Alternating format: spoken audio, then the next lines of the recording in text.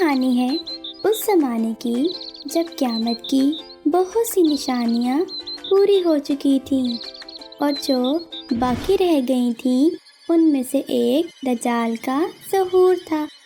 ایک دفعہ سب بچے کلاس میں بیٹھے پڑھ رہے تھے جب ان کی ٹیچر نے کہا کہ بچوں آج ہم قیامت کی ان نشانیوں کے بارے میں پڑھیں گے جن کا ظہور ابھی ہونا باقی ہے۔ تو سب بتاؤ کس کس کو دجال کے بارے میں پتہ ہے؟ تو اس پر کچھ بچوں نے ہاتھ کھڑا کیا، کچھ نے نہیں۔ پھر ایک بچے نے پوچھا کہ مس دجال کون تھا اور وہ کیا کرے گا؟ تو اس پر ٹیچر نے بتایا کہ دجال قیامت سے پہلے اس دنیا میں آئے گا اور سب لوگوں کو بہکائے گا اور کہے گا کہ وہی سب کا خدا ہے۔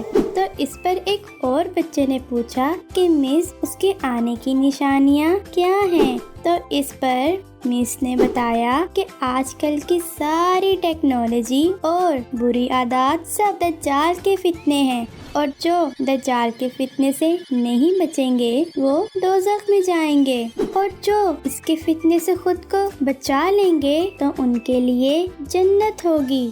تو اس پر بچے خوف زدہ ہو گئے کہ اس کے شر سے کیسے بچا جائے۔ تو مس نے سب بچوں کو ایک دعا بتائی کہ یہ دعا پڑھ کر دجال کے فتنے سے بچا جا سکتا ہے۔ وہ دعا یہ تھی: اللهم إني أعوذ بك من عذاب القبر وأعوذ بك من فتنة المسيح الدجال وأعوذ بك من فتنة المحيا والممات اللهم إني أعوذ بك من المأثم والمغرم۔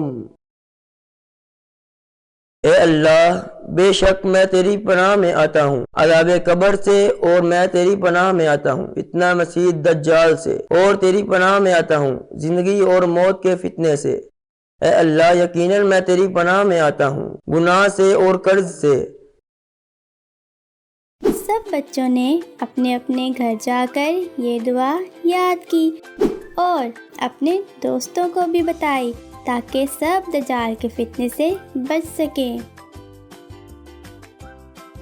Please subscribe.